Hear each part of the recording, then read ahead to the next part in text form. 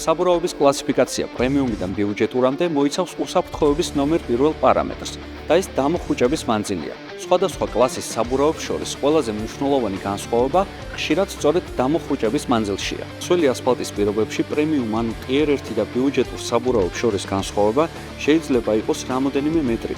ქალაქის სიჩქარეებზე ეს ხშირად ნიშნავს განსხვავებას ავარიის თავიდან აცილებასა და შეჯახებას შორის, მცირე ინციდენტსა და სერიოზულ დაზიანებას შორის.